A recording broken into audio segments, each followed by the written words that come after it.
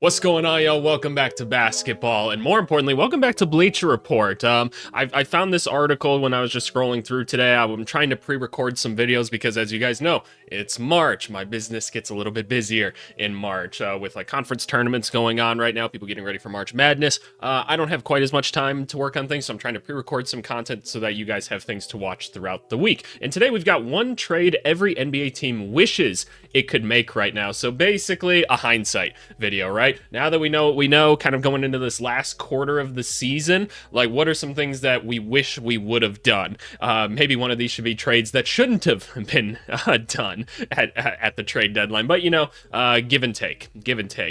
Just a reminder: make sure you guys like, subscribe, and comment. I've responded to every single comment on my YouTube channel up to this point, and I intend to keep on doing so. Go check out some of the more recent videos, like the Yakachonis video or some of the other draft prospect videos. They've been doing really well on the channel. A quick reminder as well, if you guys haven't seen already, I put out a little post just saying like, hey, there's a quick update. We're no longer going to be doing these last week in the NBA videos right here. It doesn't take a lot of like insight to see that these videos just don't perform quite as well if you just go look at their views. And I'm always trying to make things optimal, so that's what I'm trying to do for you guys, is give you guys the content that you guys want. So since those aren't being watched as much, then that's just what it is. But without further ado, let's jump into this video. As a Chicago Bulls fan, I have a lot of things that I wish would have happened. The Atlanta Hawks, Clint Capella for draft capital. Yeah, because they're not playing Clint Capella really at this point. They're just kind of letting Okongwu do his thing in Atlanta. They're trying to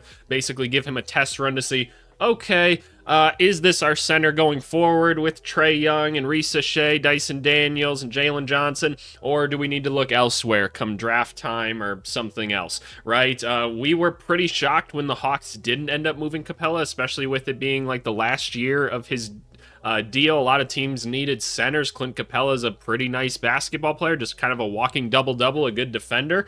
So, yeah, that made like no sense whatsoever. It's actually surprising that after the Luka trade, right, that obviously the Mark Williams thing ended up happening, but I'm surprised that they couldn't get in on that somehow. And they probably felt, okay, Mark Williams a little bit younger, but no, kind of surprised that didn't end up working out. I don't know. There's a lot of teams that could have used a big man going into things. Yeah, I'm in agreement with that. Boston Celtics, Al Horford for a wing, but really nothing. Okay, so they're saying in it of themselves right now, like, no, the Celtics handled things perfectly. We all know that the only trade they had to make at the deadline was the Jaden Springer one, and that was purely to save money during the year. So yeah, no, we're not even gonna talk about an Al Horford type of deal. I just don't think that makes any sense. So yeah, the Celtics, they executed at the deadline very, very well. The Brooklyn Nets, Cam Johnson for draft capital. I'm already gonna disagree with this one. We've talked about it quite a bit on the channel. I think that the Nets are in a very good spot right now. I think the Nets handled the deadline about as well as they could have. Look, they've got plenty of draft assets. You don't need to become the Oklahoma City Thunder and just have an infinite amount for forever. Is it nice? Sure, but at some point it does actually become a negative asset, as teams will just force you to hold on to picks that you can't even reasonably use, and so the value of those picks just inherently drops. And here's the other thing, right? Like, I'm pretty connected in the NBA space at this point. I know for a fact there's a couple teams, and Brooklyn being one of them, I can just tell you for a fact, they are okay with holding on to certain talent right now unless something crazy comes along, because they're like, okay, let's presume our dreams work out and we get Cooper Flagg. I don't want Cooper Flagg to be on a team all by himself. It just doesn't make sense. That's not going to help him develop. If we want to give these guys a chance at success, we got to put some guys around him. Cam Johnson, very good NBA player. Nick Claxton's finally starting to look healthy again. There you go. Maybe D'Angelo Russell will be on the team. Maybe they keep Cam Thomas around. I'm kind of surprised Cam Thomas wasn't the one on here, because I'm not sure you want to give him a contract in the offseason, and that's another thing we can talk about. But at least then if they get like a Cooper Flagg, okay, you've got some like solid NBA players on your team to kind of help you out right away. So when we use the term landing pad, that's what we mean. So I don't think they need to do that. If we wanted to trade a Cam Thomas, then I could see so, because I don't know how much money that guy's going to ask for. If it's anything more than like 20 to 22 million, I'm kind of balking at that one. I'm not sure that that's something I'm interested in for a guy that, realistically, if we're trying to build a championship team, right? Like, let's say we're trying to build a championship team, then he's probably not going to be a starter on that team. He's just not. But if we're looking at because not every move has to be like, this is a championship move. Maybe they say, okay, we get Cooper Flag, right? And then the first 4 years of Cooper Flag, we're not going to be contenders, right? Maybe it's not the worst thing to have a Cam Thomas on the team that takes a big scoring load off of him. So maybe it's not the worst idea with that mindset. But I don't know. I don't think it's worth paying a guy like that, because then if something else comes around, you're kind of strapped for draft capital, or not draft capital, for cap space. So I don't know. The Charlotte Hornets, Mark Williams to the Lakers. Yeah, I'd say so. I'd say so, knowing what we know now about, by the way, the Hornets jerseys look sick. Like with these little little honeycombs going in here. Oh, I wish Charlotte was a better team. But yeah, no, obviously I'm sure they wish this would have happened. It's a little bit awkward now. What do you do with Mark Williams going forward? Is he going to be healthy? I do think he's been pretty solid since the whole trade that didn't happen. I think the defense looks better. Look, we all know Mark Williams can be a very, very elite defensive player. It's merely an effort thing, which, look, young guy on a very typically dysfunctional and just not very good basketball team, that's one thing. His effort is, like, exceptionally low at times, but I don't know. I like to think if you put the right people around anyone, you'll get them motivated, and the talent is just too hard to miss on, but I don't know. Yeah, I'm sure they wish that trade would have worked out. I don't think I need to explain that to you guys any further. That would have been nice. Chicago Bulls, Nikola Vucevic for draft capital. Yeah, because the Bulls really don't have a ton of draft capital, and they're just in a bad spot. Vucevic is having potentially the best year of his career this year. I would have liked to have seen it. And honestly, I think the one you should have made more so is Kobe White. Like, he is on such a friendly contract, like one of the best value contracts in the NBA for getting the scorer that you get in Kobe White. Like, again, the people needed big men. His contract was easy enough to move. I feel like you could have sent him somewhere, like, think Memphis Grizzlies, maybe Golden State. You still find a way to do it. I feel like they could have moved some other contracts in order to make it happen. Shout out Quentin Post, though. He's been playing nice. He's no Nikola Vucevic, but still. Yeah, the Bulls could have made a couple moves. Oh, yeah, it even says here, team with the Golden State Warriors, who might just be happy with Quentin Post at this point. Yeah, no, fair enough. Yeah, no. The Bulls, man. The Bulls. Cleveland Cavaliers. Isaac Okoro for a veteran, but really nothing. Yeah, I was going to say, this team is pretty set. It'd be nice if they could find, like, one more big man to add to the team, because I think they did a good job in, like, obviously the DeAndre Hunter trade was nuts. Like, I can't believe they were able to execute on that. That was a steal and a half, and Hunter's been awesome for them to start so far. And even when he's coming off the bench, like, he's just, like, I see him go, like, 5 for 6 and, like, end up with 15, 16 points. Like, he's playing solid defense out there. Like, cool. Just keep doing what you were doing in Atlanta there. They went and picked up Javonte Green, who you guys know I'm big on. I like what he could do in a playoff situation. He can make some winning plays. Again, it'd be nice to add another big man to the team, and maybe they can still find one, but otherwise this team is just steamrolling people right now. It is cool to watch. Dallas Mavericks, more of the young core for Kevin Durant. When was this article written? This was written March 1st. When did Kyrie Irving go down? I think this was written beforehand. So, no. What they'd probably rather do is just go back in time and muzzle Nico here and, like, tie him to a lamppost so that nothing bad could happen. I saw a tweet today, and I know the streak of talking about this trade continues, and I'm so sorry, Mavericks fans. I genuinely don't think, and this is what the tweet had said, I don't think people are going to believe that, like, a trade like this happened, like, 20 years from now. Like, they're going to be like, how did this happen? And we're all going to say, we don't know. Like, just one dummy just messed it all up after making elite trade after elite trade after elite trade each of the last, like, 2 years for the Dallas Mavericks, just went and ruined all of his work because he didn't like a guy. And it's insane. None of it makes any sense. So I'm sorry, Mavericks fans. I don't know. Like, check up on a Mavericks fan, right? Check up on a Mavericks fan. Denver Nuggets, Deron Holmes and Hunter Tyson for a backup 5. Who would that have been? No, that's not Deron Holmes or Hunter Tyson in the picture. It's Zeke Naji, who seemed like the only non-star on the roster, might be anywhere near a trade asset, but that's Naji barely played in February. He's actually been kind of solid recently. We've been talking about it a little bit more. Zeke Naji, not playing bad as of late, so something to pay attention to there. I think they could use a little bit more bench depth, especially now that Strother is down, and Strother's been a nice player for them this year. I said that I thought Strother was going to be quite a bit better this year, but they play their starters a decent amount, and doesn't look like Strother took quite the jump that I thought he would, but he does look a lot better, which is good. So we'll see. I'm sure we'd like to get like a defensive big out there, because Zeke is still mostly offensive if he is doing anything, but yeah, no, just any sort of depth, or really any sort of move would have been good. I'm not sure Deron Holmes and Hunter Tyson would have gotten you much at all. Like, I don't know what player you would be looking for in that. Like, Deron Sharp, they're saying. I don't know. I'm not sure if that's anything all that crazy. The Detroit Pistons. Tim Hardaway, Isaiah Stewart, and Asar Thompson for Zion Williamson. I don't know, man. I don't know. Again, you're trying to build a team of Zion then and Cade. First of all, I'm not sure the Pelicans are going to trade Zion Williamson. Let's remember this in case Zion goes down with injury again. This is one of the top 10 best players in basketball when he's playing and when he's on. He is so extremely dominant that a team shouldn't just give up on him. They just shouldn't. Like, you just give him more leash, unfortunately.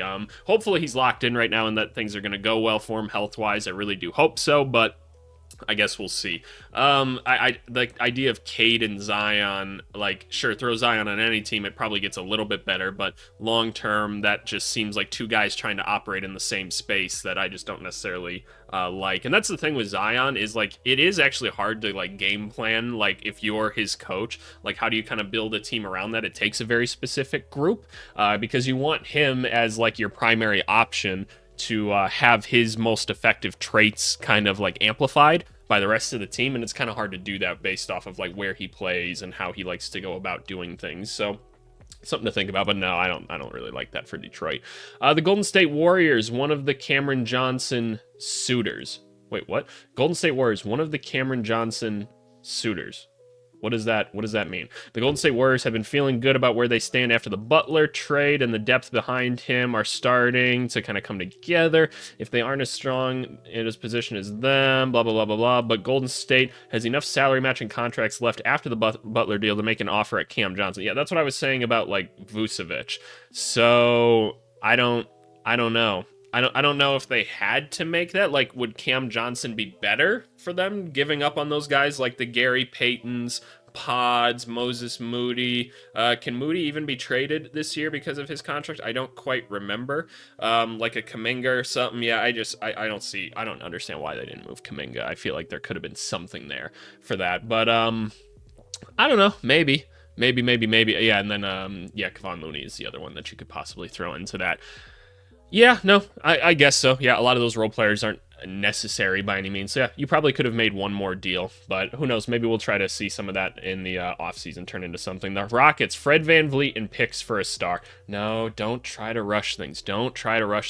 Your best players are Şengün and Amen Thompson. Very young basketball players. You want the vets on the team right now to try to just foster their growth, see where they're going to get, right? You can try to find a star later. You want the vets on the team to help them develop and give them their chance to shine, see what kind of players they're going to become, and then we can focus on bringing in other players. Maybe it is a Devin Booker in the offseason. I don't think he's actually going to be available for Phoenix, but otherwise, who are you going to get? You're throwing Kevin Durant in. You're trying to squeeze all these young guys into a championship window of just like 2 to 3 seasons. It doesn't make sense. Don't be what the Brooklyn Nets have been for a long time. Just be patient. Figure things out. I would say in the offseason, though, we have to start having the Jabari Smith, Jalen Green questions, just because not quite sure where it is that they're going long term. So those would be my questions. Another Cam Johnson suitor. Yeah, that feels like it would have been a nice pickup for them. I could have seen Cam Johnson on the Pacers as like more of a 3, where he can be the taller wing that they're looking for, that can play a little bit of defense, still space the floor. He doesn't need the ball to have success. Is played off of other good players, aka in this case it would be Siakam and Halliburton there. Who are you throwing in for that? Mathurin? Yeah, I guess so. I'd probably rather have Cam Johnson than the potential of Mathurin, if I'm being honest. That's just my evaluation of Mathurin up to this point. I do think he's interesting, and I'd like to see them continue to develop him, but if you're asking me which I'd rather have, given where the Pacers are currently at as a franchise, I'd probably rather have Cam Johnson. But then I'd probably look at that team and be like, okay, this is kind of the best you can really make your roster. Is this truly a contender? You don't really have an elite player, and I mean like top tier player anywhere. And when do you ever win a championship without that top tier player? I don't know. The Clippers, Drew Eubanks and Amir Coffey for Kelly Olynyk. Don't just... What? No, see, this is someone writing an article that hasn't been paying attention to basketball this year. I'm sorry, but I don't think they've been paying attention to how good Amir Coffey is this year. You don't need Kelly Olynyk. Like, honestly, I might rather have Drew Eubanks at times than Kelly Olynyk. At times. More often than not, probably Kelly, but, like, don't act like Drew Eubanks is, like, that bad. Like, he's fine as, like, a backup for certain teams, but don't just throw in Amir Coffey like he's nothing. No. I don't know what else the Clippers could have done. They went and got Bogey for basically, they got paid to take a better basketball player for getting rid of Bones and stuff. I think they did pretty good at the deadline, so I'm not tripping about that. Lakers, a move for a center, sure. Jackson Hayes has been pretty good as of late. Like, I'll give it to him. Like, and that's just the Luka and LeBron and good coaching effect, right? Players get better, right? Jackson Hayes' archetype is the type of player that you want on the team. It's just historically he's a bit of a dum-dum, and that's okay. But he's playing pretty solid basketball right now. No complaints really whatsoever. Like, would we like better? Sure. But overall, not that bad. Yeah, if they could have turned Gabe Vincent into something, yeah, that'd be nice. Turn Gabe Vincent. Like, Vando's actually been pretty solid for them as well. Just, he's the type of guy that you can tell JJ Redick's just, like, really motivating and telling him to, like, go out there and kind of do his thing, get his rebounds, and he's starting to hit a couple corner threes, which is cool. You kind of see that each and every game at this point. Because if he can do that, I mean, his defense and everything is good enough to where it's fine. So, yeah, I don't know. Like, yeah, it'd be nice. The Clint Capella one would be cool. I think a Vucevic one isn't an ideal fit. I remember I kept saying, yeah, let's move Vucevic to the Lakers. I didn't think they were going to have Luka. Don't do pick and pop centers with Luka. Just do run, jump, and dunk ones. I think that's the rule. So, yeah, I don't know. They'll be able to do something in the offseason. It's not a big deal right now. Memphis Grizzlies, another Cam Johnson suitor. I don't see that one quite as much. I'm kind of surprised the Grizzlies didn't make a bigger move. Like, they made smart moves at the deadline where they were like, hey, let's move on from these contracts that we just don't need at this point so that we can re-sign the guys that really matter in the offseason. Cool. That's a successful deadline in and of itself because your core is that good. But yeah, like, we still do have holes. Like, this is a good basketball team, a really good one and a really deep one. We're really seeing a team and a franchise that's developing the talent that it's finding, and it's doing a great job of evaluating kind of lesser known talent, which is really awesome. Like, good for them.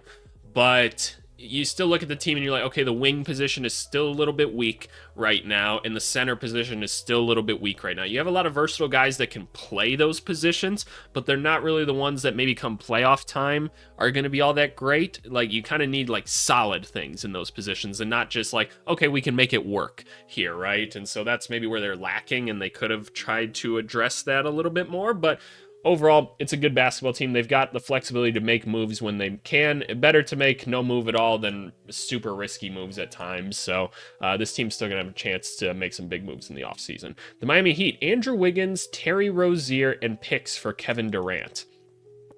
No. Why?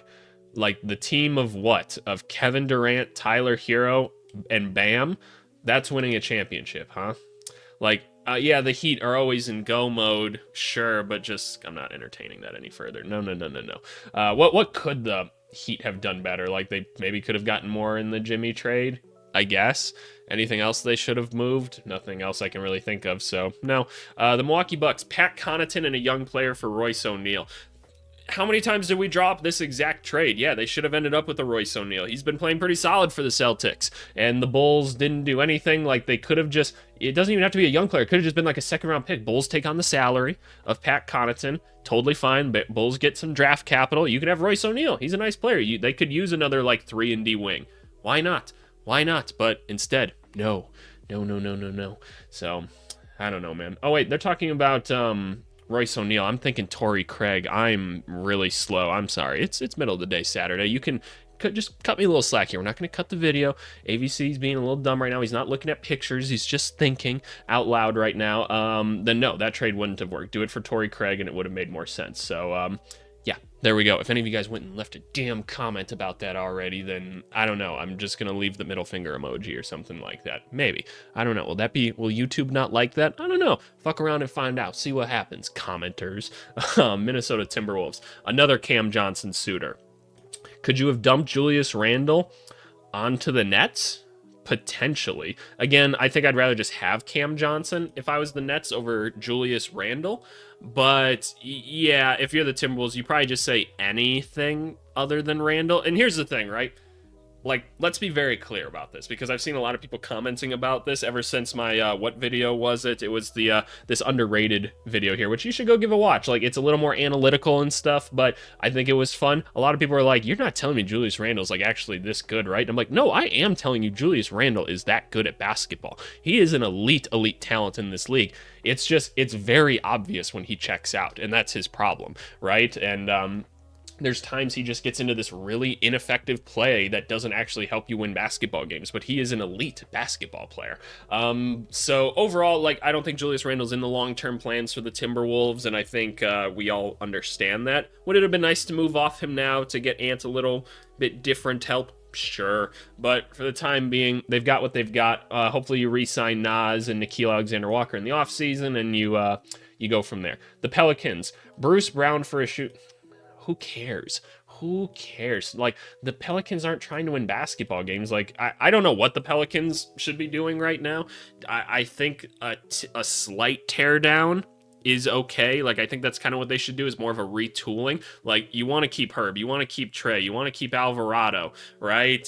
Bruce Brown is interesting. I'm not sure where he sticks long-term with this team, but you want to try to retool around Zion is probably the thought right now, right? Still young, still got a lot of time to figure things out with him. You've got all these other good role players that you've done such a good job of finding and developing. You should try to make something else work. The problem is you're probably not getting any free agents. Nobody really hits free agency nowadays anyway, and you didn't get a ton for Ingram. The market just says you're not going to get a ton for these elite players. Is DeJounte Murray really who you want to have on the team with them? I don't know. So yeah, that's kind of the tough thing. But I don't know why Bruce Brown. I just don't care. The Knicks, Precious Achiuwa for Tyler Kolek for a wing.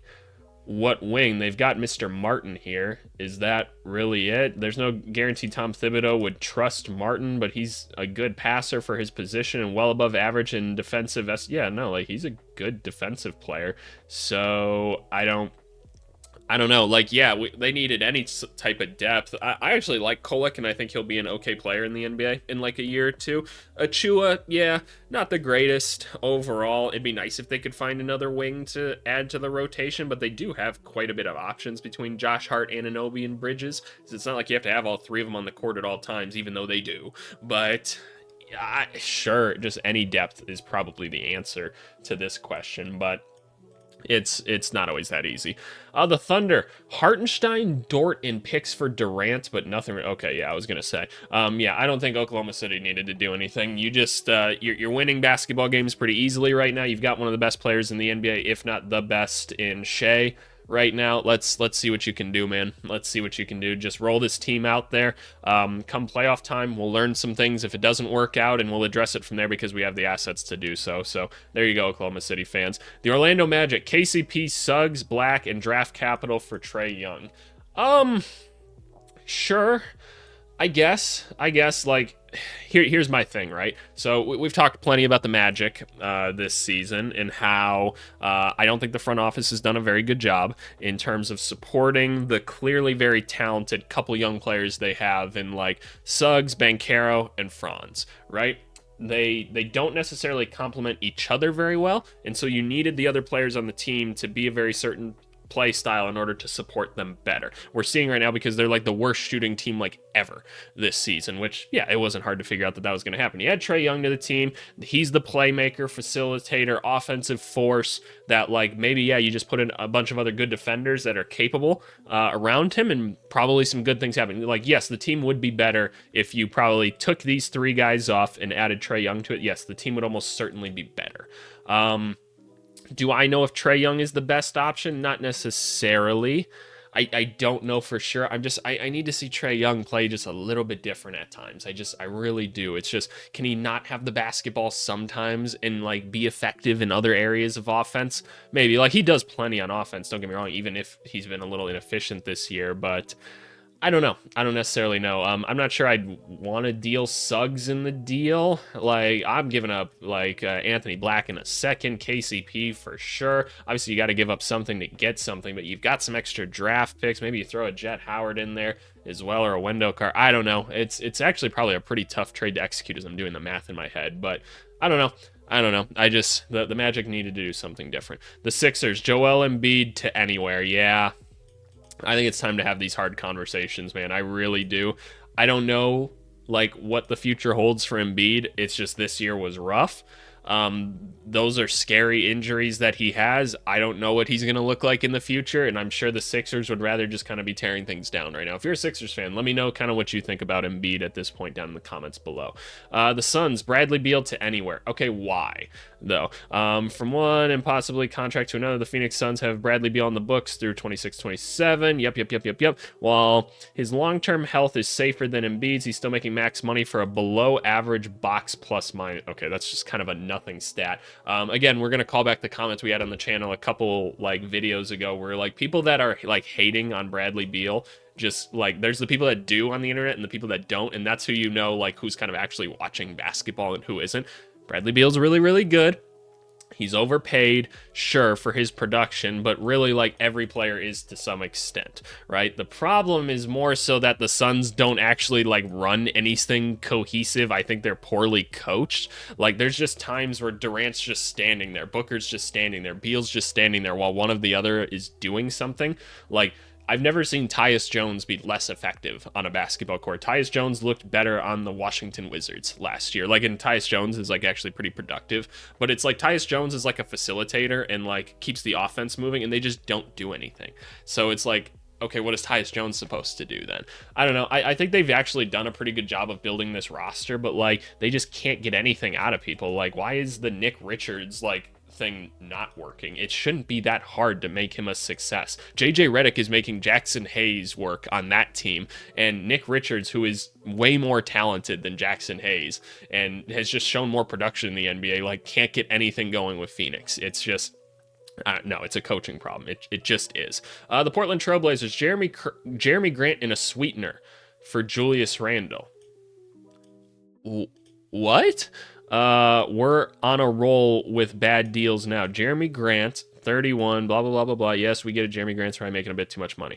It makes no sense to keep him alongside the Trailblazers' young core for 3 more years after this one. Agreed. So attaching him to one younger player, or attaching him to a younger player for Julius Randle, whose deal could expire this summer, I don't anticipate that it will, would make a ton of sense. Okay, so you're saying cap relief. Okay, I thought you were trying to insist on you'd just rather have Jeremy Grant with this core, because I'm like, could y'all imagine DeAndre Ayton and Julius Randle trying to occupy the same like side of the basketball as each other, and Scoot Henderson's just there like, I'm gonna go jump off a bridge, please and thank you, please don't come looking for me. That's what I imagine there. So I guess if you take on Randle, you're like, Randle, it's gonna suck here, you don't want to be here, you better leave, and then he does, then sure, I guess, yeah, I guess I'm not tripping about that then. And then yeah, the Timberwolves would get Jeremy Grant. Yeah, I guess they'd probably rather have him. That impacts their contract situation a little bit more, but we'll see. The Kings, DeMar DeRozan for Jonathan Isaac in draft capital.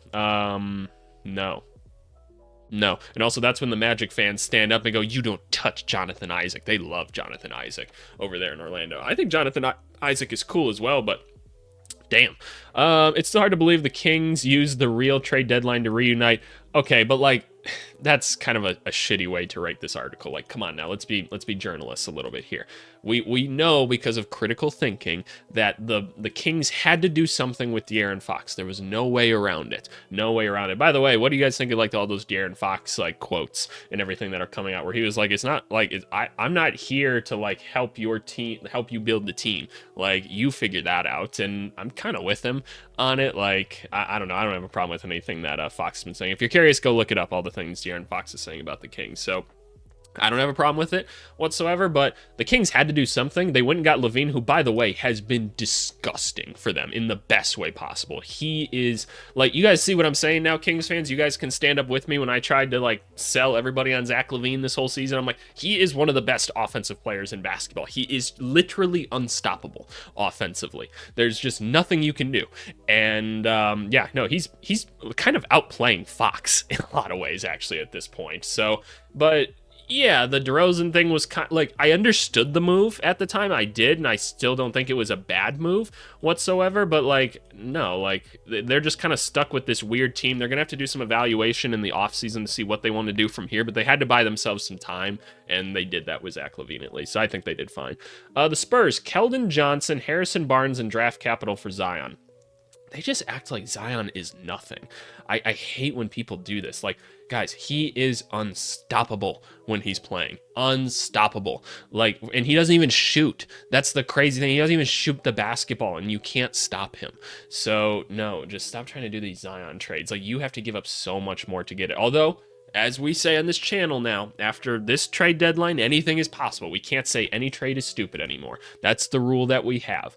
The Toronto Raptors, Jakob Poeltl to the Lakers. Here's the sole reason why. Would Jakob Poeltl be an improvement? Sure. Not the type of player you put around Luka. We have enough statistical evidence to say this is not the type of guy you put. Jakob Poeltl's a very nice basketball player. Sure, I'm sure the Raptors wouldn't mind getting rid of him, drafting a younger center or something. Sure, I wouldn't be mad if I was a Raptors fan, if I was, and Poeltl was still on the team next season too. Poeltl actually makes this team quite a bit better overall, but no, that's not the type of guy you put around Luka. Mark Williams is, if healthy, but apparently he's not going to be, so we'll go find another one in the offseason. So Raptors fans, yes, I'm sure you would have liked this. Lakers fans, no. The Utah Jazz, John Collins to the Lakers. Now that would have been interesting. That would have been interesting because, yes, could he play the center? Sure, you're not going to really get the defense necessarily that you want out of it, but offensively, he would have been pretty deadly in this current Lakers lineup, I think. I think JJ would have actually really enjoyed the versatility that is John Collins. If you guys haven't been paying attention, John Collins kind of been killing it since he got to the Jazz. Really, really nice basketball player. I thought he'd be a nice Warriors option as well, but nonetheless, he's still there. The Jazz, I will continue to say as well, like the Brooklyn Nets, they're doing the exact same thing, and I can actually promise you, because I've talked to people there, they're very much of the sense, I don't know if you guys saw the report that came out where the Jazz basically said, we just haven't really considered the past like 2-3 seasons as a rebuild. It's just been, we've been kind of patiently waiting since we moved on from Donovan Mitchell and Rudy. We still see ourselves in a teardown phase, which that's exactly what they're doing. I can promise you that. They're very much of the sense like, you don't need to start a rebuild instantly. We're going to be opportunistic around it. We're going to keep these players around, see which ones make sense, see which ones don't. Are any of these guys going to be around by the time they necessarily win a championship? No, but they're following the same strategy of like, okay, 2025 draft class. We have evaluated that there's like 4 or 5 all-star level guys here, potentially like 3 all-NBA guys here, and Ace Bailey, Dylan Harper, Cooper Flagg. We'd very much like to get one of them. They have the best odds of getting them right now, so there you go. So let's say they end up with Cooper Flagg. They're going to use the same strategy of like, okay, cool. We have Lauri Markkanen on the team. Lauri Markkanen on the team already. Lauri likes being here. We're not attracting any good free agents anyway. So Lauri Markkanen is going to take a lot of pressure off of Cooper Flagg when he first gets here.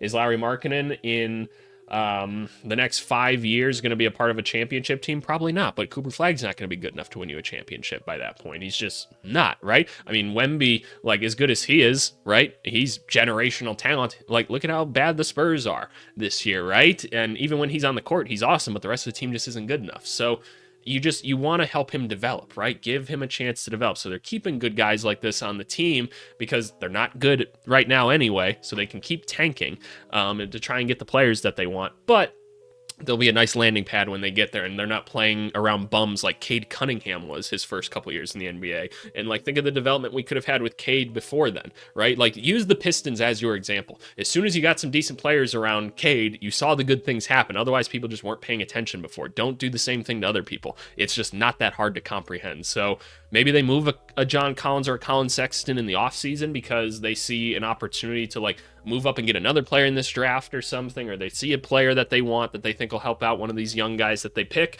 But for the time being, just keep good players on the team and figure it out later. The Washington Wizards, Jordan Poole for Jonathan. stop it. Stop trying to trade for Jonathan Isaac. Jordan Poole been pretty nice this season. I don't know if there's a point in keeping him long term. Again, you're going to win a championship with Jordan Poole? Well, the answer is actually yes. It's happened before, but that's with other players on the team.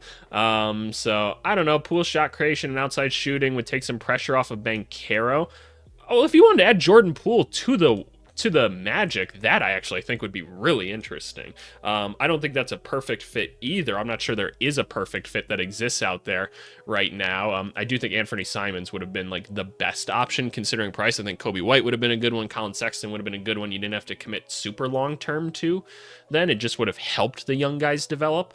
But overall, I think the Wizards had a good deadline. They picked up some picks. They brought in some vets to kind of, again, help the young guys develop so that they're not just out there standing with nobody, right? They can learn some things from the Marcus Smarts and the Chris Middletons, but overall, meh, I don't need to do a trade like that. But oh yeah, those are the trades. I actually found that really interesting. I hope you guys did as well. I think it adds a little bit of perspective to things. But yeah, thanks for watching and stay tuned for the comment of the video. All right, y'all, the comment of the video comes from my Kasparas Yakuchones NBA ready. By the way, go show these videos some love. Tomorrow you guys are gonna see actually I don't know when I'm posting this video, but after this video you're gonna get another one of these videos, surprise player. I'll keep it in suspense for you right now. But yeah, go give these videos a watch. They're a lot of fun. It comes from Vasco Korea.